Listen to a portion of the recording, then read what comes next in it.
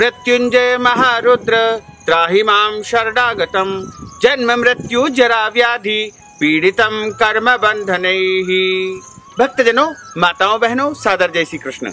हमारे YouTube channel में आप सभी का बहुत बहुत स्वागत है। मैं हूं आपके साथ आचार्य धर्मेंद्र शास्त्री। आज हम आपको बताने जा रहे हैं कि श्रावण माह प्रारंभ होने के पहले आपको क्या क्या खास काम करना चाहिए। यदि इन कार्यों को आप कर लेंगे तो भोले बाबा आपसे प्रसन्न रहेंगे तथा आपके जीवन की समस्त मनोकामनाओं को पूर्ण कर देंगे।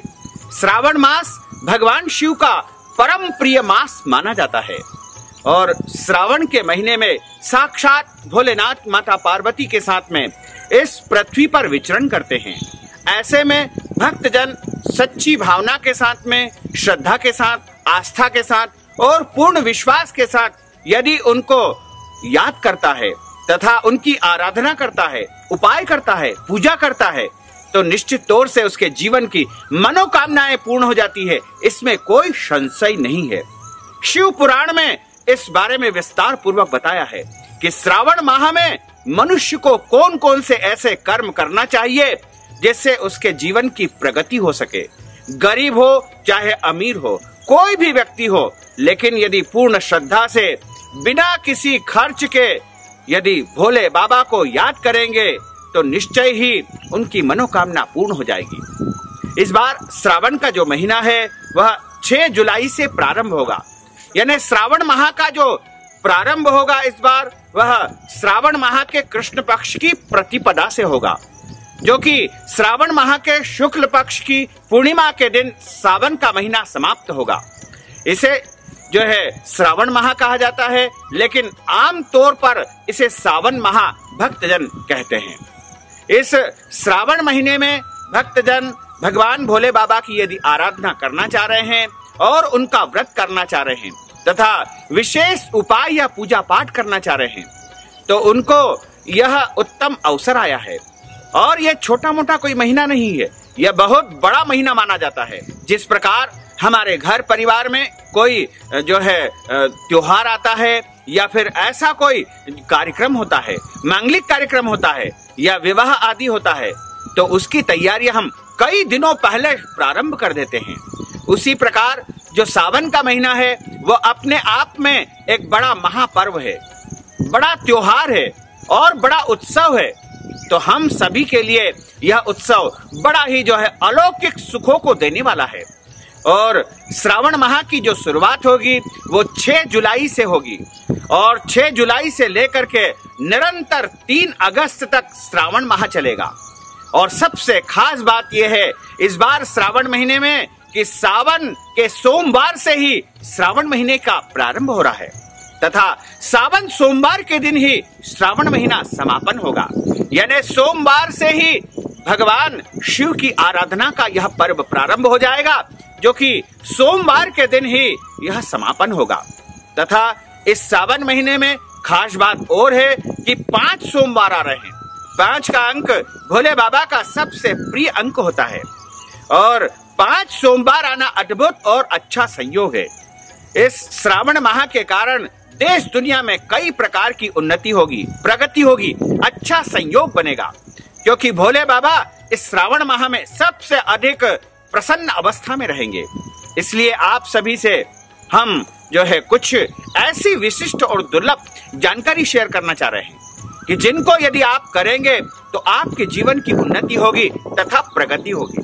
श्रावण माह की जब शुरुआत होगी तो पहला सोमवार 6 जुलाई को होगा तथा दूसरा जो सोमवार होगा वो 13 जुलाई को होगा और तीसरा सोमवार 20 जुलाई को होगा।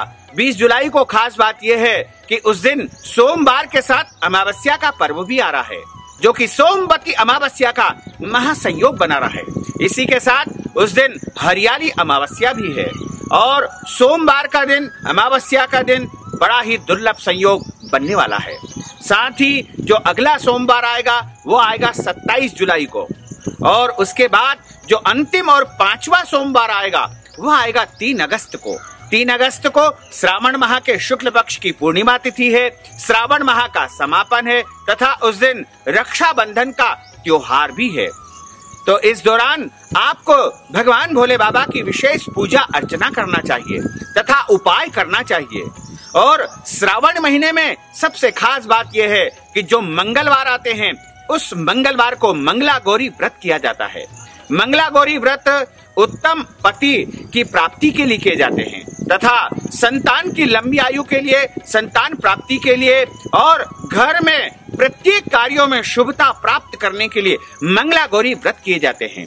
इस बार श्रावण महीने में जो मंगला गौरी व्रत होंगे वो 7 जुलाई, 14 जुलाई, 21 जुलाई और 28 जुलाई, इस प्रकार 4 बार जो है मंगलवार आएगा तो मंगला गौरी व्रत कहलाएगा। और इस बार सबसे खास बात यह है कि जो प्रदोष तिथि होगी वो 1 अगस्त को होगी और 1 अगस्त को शनिवार के दिन प्रदोष का संयोग बन रहा है और शनिवार का दिन भगवान शनिदेव का दिन होता है और शनिदेव भगवान भोले बाबा को अपना गुरु मानते हैं, अपना आराध्य मानते हैं। इसलिए शनिवार के दिन प्रदोष का संयोग आना अपने आप में दुर्लभ संयोग है। तो शनि प्रदोष का जो महासंयोग है वो 1 अगस्त को बन रहा है तथा भगवान नाग देवता का जो महापर्व है जिसे हम नाग पंचमी कहते हैं वह इस बार 25 जुलाई को आ रही है। और इसी प्रकार इस श्रावण महीने में लगभग 36 शुभ योग निर्मित हो रहे हैं और इन शुभ योगों में आप अपने घर परिवार से संबंधित सभी शुभ और मांगलिक कार्यक्रम संपन्न कर सकते हैं। यह 36 शुभ योग है, इनमें 11 सर्वार्थ सिद्धि योग श्रावण महीने में बन रहे हैं। इसी के साथ इस महीने में 10 सिद्धि योग आएंगे तथा 12 अमृत योग आएंगे और 3 अमृत सिद्धि योग आएंगे।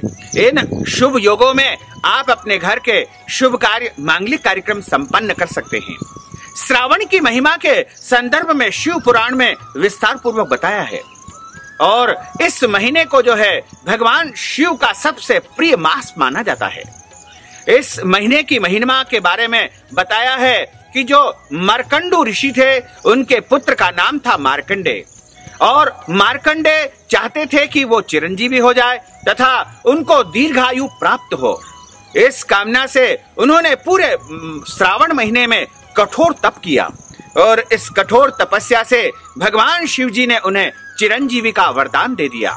जो आज पृथ्वी पर 8 चिरंजीवी है उनमें मार्कंडे ऋषि का भी जो है नाम लिया जाता है। मार्कंडे ऋषि स्वयं सिद्ध ऋषि है और आज भी इस पृथ्वी पर भोले बाबा के आशीर्वाद से वह विचरण कर रहे हैं। उत्तराखंड में वह निरंतर तपस्या में लीन है। इसी प्रकार भगवान शिव का सबसे प्रिय मास इसलिए है क्योंकि भोले बाबा माता पार्वती के साथ में पृथ्वी पर अपनी ससुराल यानी हिमांचल के यहाँ पर, मैना के यहाँ पर पधारते हैं और राजा हिमांचल के द्वारा उनकी आराधना की जाती है, उनका स्वागत किया जाता है, उनका आतिथ्य किया जाता है और उनका विशेष स्वागत सत्कार जो है जल के माध्यम से राजा हिमांचल के द्वारा श्रावण माह में किया जाता है। इसीलिए भोले बाबा पृथ्वी पर अपनी ससुराल में श्रावण माह में पधारते हैं। माता पार्वती भी उनके साथ होती है ऐसे शुभ समय में, क्योंकि भोले बाबा जब अपनी ससुराल में आएंगे तो वो प्रसन्न अवस्था में रहेंगे और ऐसे शुभ और सिद्धिदायक समय में हम यदि उनकी उपासना करेंगे, व्रत करेंगे, दान करेंगे, पुण्य करेंगे या उनकी महिमाओं का गान करेंगे या फिर कथाओं का श्रवण करेंगे तो निश्चय ही भगवान भोले बाबा हमसे अत्यधिक प्रसन्न होंगे और हमारे जीवन की समस्त मनोकामनाओं को वह अवश्य ही पूर्ण कर देंगे। समुद्र मंथन जब हुआ था तो उसमें से हलाहल नाम का विष निकला था और उस हलाहल विष को भगवान भोलेनाथ ने पान कर लिया था और उस हलाहल विष को पीने के कारण भोले बाबा का नाम नीलकंठ हुआ। तभी से भोले बाबा को नीलकंठेश्वर महादेव के नाम से जाना जाने लगा और इसी कारण हम श्रावण के महीने में पूरे महीने उनको जल चढ़ा करके उस विष के कारण जो उनको कष्ट होता है, विष के कारण उनके शरीर में भयंकर जो है गर्मी उत्पन्न होती है, तो हम श्रावण माह में उनकी गर्मी को शांत करते हैं और जब उनकी गर्मी शांत होती है, उनके शरीर में शीतलता उत्पन्न होती है तो वो हमको मनचाहा फल प्रदान कर देते हैं। इसलिए कहा गया है कि शिवस्य जलधारा प्रिय, यानी जलधारा प्रिय यदि कोई देवता है तो वह शिव है, और शिव को सबसे अधिक प्रिय है जलधारा। जल की धारा उनके ऊपर आप लगाइए, इसके अलावा उनको आपसे कुछ भी नहीं चाहिए। केवल श्रद्धा से उनको आप जल की धारा लगा देंगे तो वो आपसे प्रसन्न हो जाएंगे। तो श्रावण माह में नीलकंठ भगवान को आप जल चढ़ाएंगे तो आपकी मनोकामना अवश्य ही पूर्ण हो जाएगी। और इस दौरान चातुर्मास रहता है, और चातुर्मास के दौरान भगवान श्री हरि नारायण अनंत शैया पर शयन करते हैं तथा भोले बाबा को वह निवेदन करते हैं कि प्रभु मैं तो जो है अनंत शैया पर विश्राम कर रहा हूँ, तो क्यों ना इस समय जो है आप सृष्टि की व्यवस्था का संचालन करें। और जो भक्त श्रावण माह में आपकी आराधना करे, उपासना करे, उनकी मनोकामनाओं को आप पूर्ण कर देना। इस प्रकार भगवान विष्णु जब शरशैया पर शयन करते हैं उसके पहले भोले बाबा से वो निवेदन कर देते हैं। इसी कारण भोले बाबा जो है इस श्रावण माह में भक्तों की समस्त मनोकामनाओं को पूर्ण कर देते हैं। भक्त की जो भी कामनाएं होती है वह इस दौरान पूर्ण हो जाती है। लेकिन आपसे निवेदन है कि श्रावण माह जब प्रारंभ होगा, यानी 6 जुलाई को सावन का महीना प्रारंभ हो जाएगा, उसके पहले पहले आपको ये काम अनिवार्य रूप से कर लेना चाहिए। यदि ये कार्य आप कर लेंगे तो भोले बाबा आपसे अत्यधिक प्रसन्न होंगे। जैसे हम किसी अतिथि के आने के पहले पहले समस्त स्वागत की तैयारियां कर लेते हैं, उसी प्रकार भोले बाबा जब पृथ्वी पर आए उसके पहले पहले हम भी उनके आतिथ्य की, उनके स्वागत की तैयारियां यदि कर लेंगे तो निश्चय ही वो अत्यधिक हमसे प्रसन्न होंगे। सबसे पहला कार्य है कि सावन का महीना प्रारंभ होने के पहले पहले आप अपने घर की अच्छी प्रकार से साफ सफाई कर ले, पूरे घर को स्वच्छ कर ले, पवित्र कर ले, और घर की जितनी भी गंदगी है, कूड़ा है, करकट है, उनको बाहर निकाल दे। इससे आपके घर में श्रावण माह में भोलेनाथ का तथा माता पार्वती का आगमन हो सकेगा। दूसरा काम है, यदि आपके घर में ईशान कोण में गंदगी है तो वहां से आप तुरंत हटा दीजिएगा। ईशान कोण भगवान शिव का निवास स्थान माना जाता है, और ईशान कोण में बोझ नहीं होना चाहिए। घर का जो ईशान कोण है वह सबसे हल्का माना जाता है तथा उस स्थान को परम पवित्र रखना चाहिए। घर के ईशान में भोलेनाथ का निवास होता है। यदि आपके ईशान कोण में, आपके घर के ईशान कोण में या आपके जो है परिसर के ईशान कोण में गंदगी है, कूड़ा करकट है, उन्हें साफ करके वहां पर एक मिट्टी का जल कलश आपको रख देना चाहिए। और वह जल कलश आपको श्रावण माह प्रारंभ होते ही रखना चाहिए, क्योंकि ईशान कोण में जब हमारे घर में जल कलश स्थापित रहता है तो भोले बाबा अत्यधिक प्रसन्न होते हैं, क्योंकि ईशान उनका निवास स्थान माना गया है। इसी के साथ ईशान कोण में जिसके घर में जल कलश रखा रहता है उस घर के वास्तु दोष स्वतः समाप्त हो जाते हैं। जल कलश को लकड़ी के पटे पर या लकड़ी की तिपाई पर स्थापित कर देना चाहिए। आप चाहें तो उस जल कलश के माध्यम से भी प्रतिदिन जल पान कर सकते हैं तथा उस जल कलश का जल प्रतिदिन बदलना चाहिए, और वहां पर एक स्थायी रूप से जल कलश आपको रखना चाहिए। और आप चाहें तो श्रावण माह समाप्त होने के बाद भी वह जल कलश वहां रखा रहने दीजिएगा। यदि आप चाहें तो उसको श्रावण माह समाप्त होने के बाद में जल में विसर्जित कर सकते हैं या कहीं पर दान पुण्य भी उस कलश को कर सकते हैं। इसके बाद अगला जो उपाय है, भगवान भोलेनाथ की जटाओं में गंगा जी निवास करती है, इसीलिए आपको श्रावण माह प्रारंभ होने के पहले पहले अपने घर में गंगा जी को लाना चाहिए।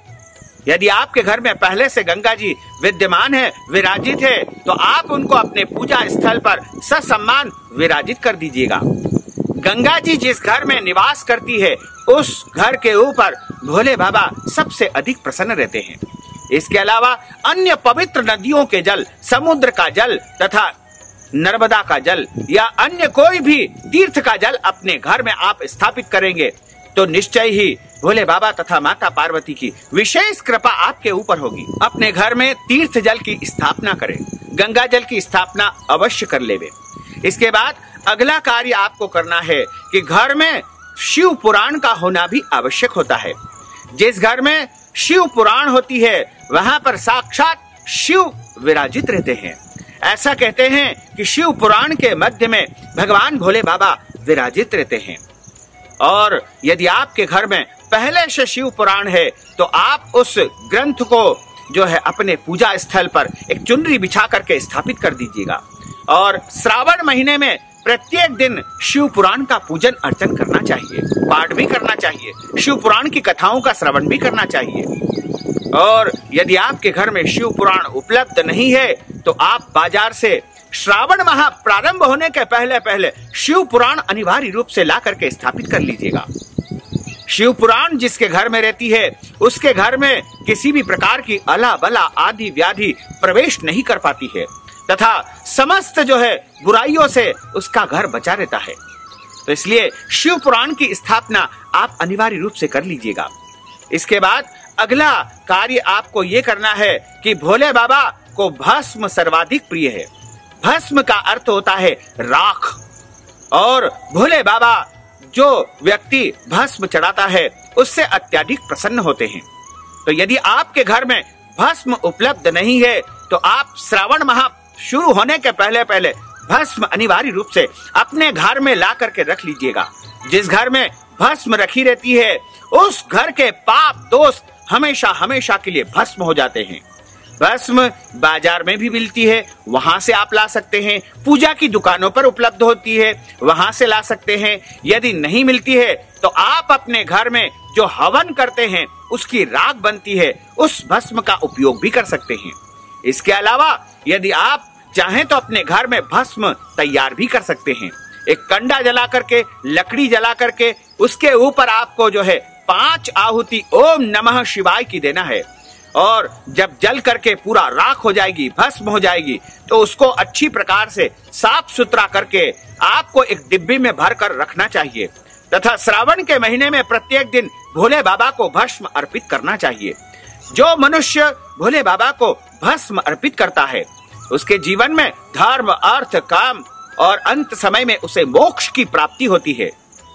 तो आप भी भस्म अपने घर में अवश्य रखें। तथा इसके बाद आपको ध्यान ये रखना है कि भगवान शिव जी का जो पूजन है वो शिवलिंग का पूजन किया जाता है, यानी मूर्ति का पूजन भी आप कर सकते हैं, इसका वर्जित नहीं है। फोटो का भी आप पूजन कर सकते हैं, लेकिन सर्वोत्तम पूजन यदि शिव जी का बताया है तो वह शिवलिंग का पूजन है। और पुराणों में ऐसा लिखा हुआ है, विशेष तौर से शिव पुराण में ऐसा लिखा हुआ है कि इस शिवलिंग की महिमा के बारे में स्वयं नंदीगण ने सनत कुमारों को ज्ञान प्रदान किया था। एक समय की बात है, सनत कुमारों ने उनसे प्रश्न किया था कि हे नंदिकेश्वर, आप कृपा करके ये बताइए कि सभी देवताओं का पूजन मूर्ति के रूप में करते हैं, लेकिन आप ये हमको कृपा करके बताने का कष्ट करें कि शिव जी का पूजन शिवलिंग के रूप में क्यों किया जाता है।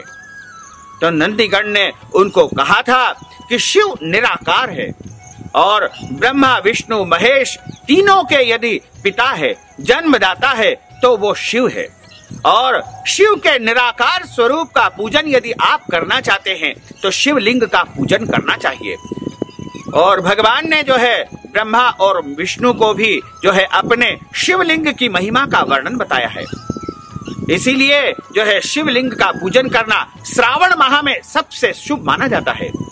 आप अपने घर में नर्मदेश्वर शिवलिंग लाएंगे तो उनके प्राण प्रतिष्ठा की आवश्यकता नहीं होती है। अन्य शिवलिंग भी आप ला सकते हैं, पत्थरों के शिवलिंग आप ला सकते हैं, या फिर अन्य जैसे स्फटिक के शिवलिंग भी मिलते हैं। इसके अलावा भी अन्य धातुओं के शिवलिंग भी बाजार में उपलब्ध हो जाते हैं। तो आपको अपने घर में शिवलिंग अनिवार्य रूप से स्थापित करना चाहिए। और शिवलिंग कभी भी जो है आपको सम संख्या में नहीं रखना चाहिए, यानी शिवलिंग 2 नहीं रखना चाहिए। शिवलिंग हमेशा 3 रखना चाहिए, 5 रखना चाहिए, 7 रखना चाहिए, 9 रखना चाहिए, 11 रखना चाहिए। इस प्रकार विषम संख्या में शिवलिंग की स्थापना करनी चाहिए। और अंगूठे की आकृति के बराबर के शिवलिंग घर में होना चाहिए। वैसे तो बड़े भी आप रख सकते हैं, लेकिन घर में जो शिवलिंग रखने का विधान है वह अंगुष्ठ प्रमाणम का लिखा हुआ है। इसलिए आप श्रावण माह प्रारंभ होने के पहले यदि आपके घर में शिवलिंग नहीं है तो आप शिवलिंग जरूर लेकर आए। इससे भोले बाबा की अद्भुत कृपा होगी। तथा घर में भोले बाबा की कृपा प्राप्त करने के लिए रुद्राक्ष की माला भी होना चाहिए। और भगवान को जो परम प्रिय वस्तुएं होती है, जैसे चंदन उनको परम प्रिय होता है, इसके अलावा जनेऊ जोड़ा परम प्रिय होता है, और उनको जो परम प्रिय वस्तु होती है भांग होती है, इत्र होता है, शमी पत्र होता है, बिल्व पत्र होता है। यदि आपके घर के आसपास बिल्व पत्र नहीं है तो आप बिल्व पत्र का रोपण भी कर सकते हैं। बिल्व पत्र का पूजन भी श्रावण माह में करना अत्यंत पुण्यदायी माना गया है। भोले बाबा को बिल्व पत्र चढ़ाना सबसे शुभ माना जाता है। इसलिए आप घर में वैसे बिल्व पत्र नहीं लगाया जाता है क्योंकि वह कांटेदार वृक्ष होता है। घर के बगीचों में बिल्व पत्र नहीं लगा सकते हैं। आप चाहें तो गमले में लगा सकते हैं, या घर से दूर कोई बगीचा या ऐसा स्थान है जहां पर आप बिल्व पत्र रोपित कर सकते हैं। अभी वर्षा ऋतु चल रही है, आप चाहें तो घर से दूर कहीं पर बिल्व पत्र का एक वृक्ष जरूर लगा दे, तथा श्रावण माह में बिल्व पत्र का पूजन भी करना चाहिए। बिल्व पत्र के जो पत्ते जो 3 पत्तियों वाले होते हैं, वह भोले बाबा को अर्पण करने से मनुष्य के जन्म जन्मांतर के पाप नष्ट हो जाते हैं और मनुष्य की समस्त मनोकामनाएं पूर्ण होती है, क्योंकि बिल्व पत्र में साक्षात लक्ष्मी का वास माना गया है। श्री सूक्त में लिखा हुआ है कि बिल्व पत्र का जो फल होता है, जिसे बिल्व फल कहा जाता है, उससे ही लक्ष्मी निकलती है, लक्ष्मी का प्रागट्य होता है। इसीलिए लक्ष्मी का हवन बिल्व फल से किया जाता है। तो भोले बाबा को बिल्व फल और बिल्व पत्र अत्यधिक प्रिय है। इसके अलावा शमी पत्र से भी उनका विशेष पूजन अर्चन किया जाता है। तो ये सारी वस्तुओं की तैयारी आपको श्रावण माह प्रारंभ होने के पहले पहले कर लेना चाहिए, तो भोले बाबा की अत्यधिक कृपा आपके ऊपर होगी। इसके अलावा श्रावण महीने में भोले बाबा को गाय के दूध का अर्पण करना चाहिए।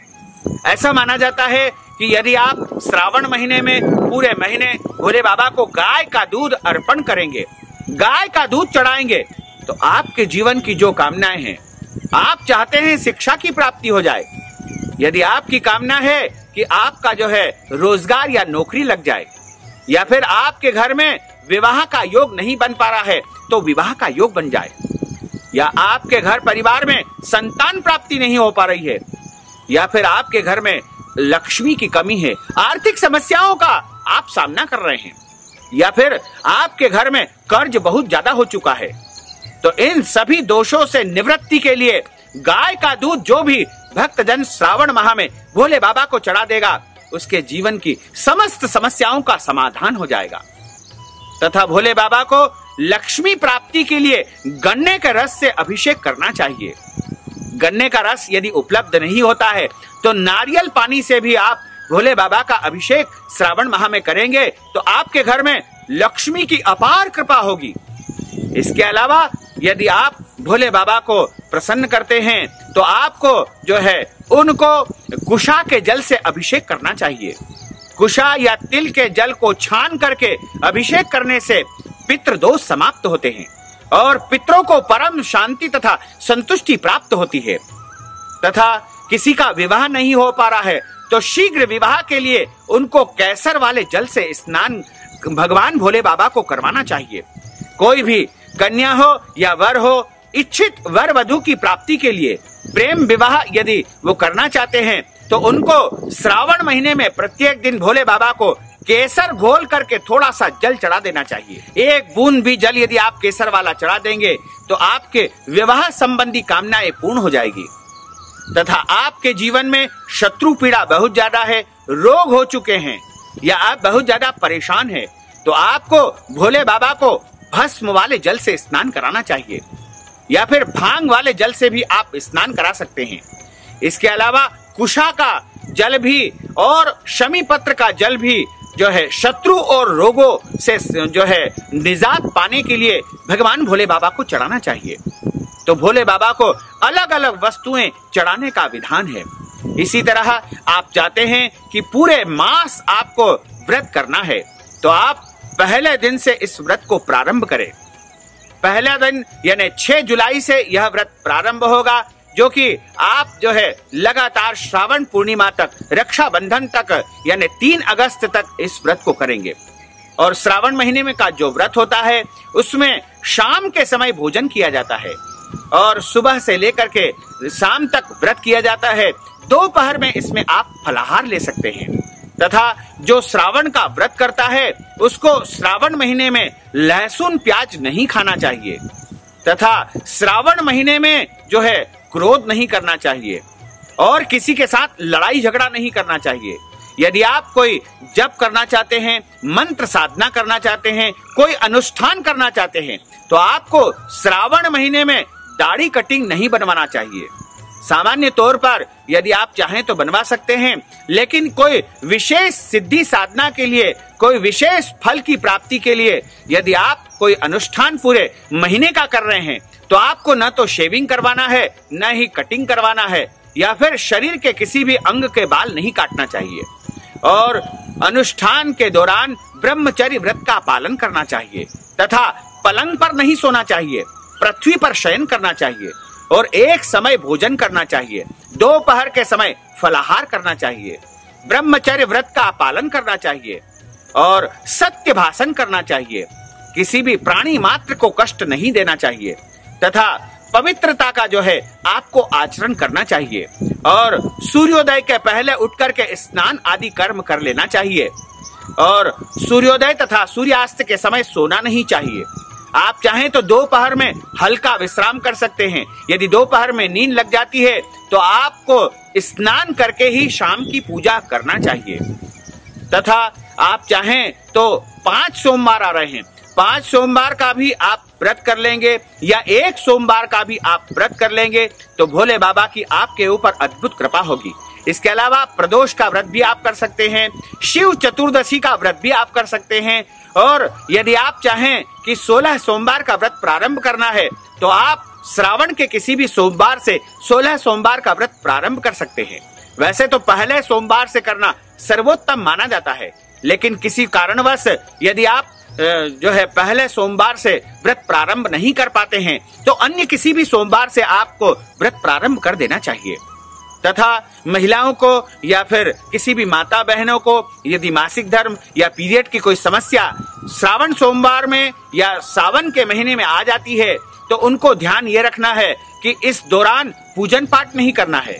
अपने द्वारा की जाने वाली पूजा किसी और से वो करवा सकते हैं, जैसे अपने पति के माध्यम से करवा सकते हैं, अपनी बेटी के माध्यम से करवा सकते हैं, अपने बेटे के माध्यम से करवा सकते हैं या फिर किसी ब्राह्मण के माध्यम से भी आप पूजन अर्चन संपन्न करवा सकते हैं।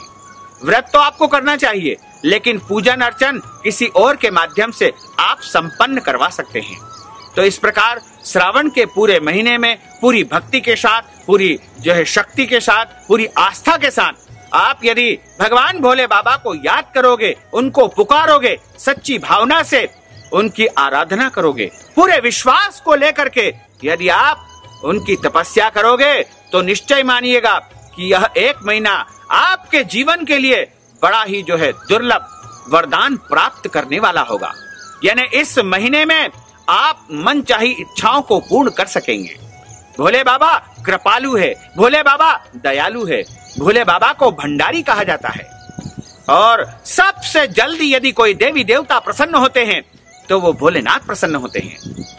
आपने पुराणों में, ग्रंथों में देखा है कि जितने भी राक्षस है और जितने भी दैत्य है उनने यदि किसी देवता को सबसे जल्दी प्रसन्न किया है तो वो भोले बाबा ही है। और इस दौरान आपको जो है श्रावण के महीने में भगवान शिव का पंचाक्षर मंत्र का जाप करना चाहिए। ओम नमः शिवाय। इस महामंत्र का जाप यदि 5 करोड़ की संख्या में रुद्राक्ष की माला से कोई भक्तजन श्रावण महीने में कर लेता है तो निश्चय ही उसके जीवन की समस्त मनोकामनाएं पूर्ण हो जाती है और उसके जीवन में सुख शांति समृद्धि का वास होता है।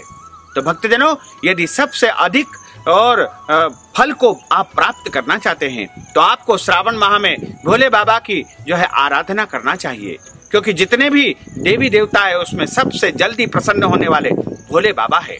इसलिए आप भोले बाबा की आराधना करें, पूजा करें और यदि आपके मन में कोई भी सवाल है तो आप कमेंट बॉक्स में जरूर लिख दीजिएगा। तो भक्तजनों, आपसे हमारा अनुरोध है कि इस ज्ञानवर्धक वीडियो को अधिक से अधिक लोगों को शेयर करिएगा, लाइक करिएगा, कमेंट करिएगा और यदि अभी तक आपने सब्सक्राइब नहीं किया है तो अभी और इसी समय सब्सक्राइब अवश्य कर लीजिए। आपको और आपके परिवार को सादर जय श्री कृष्ण, सादर धन्यवाद।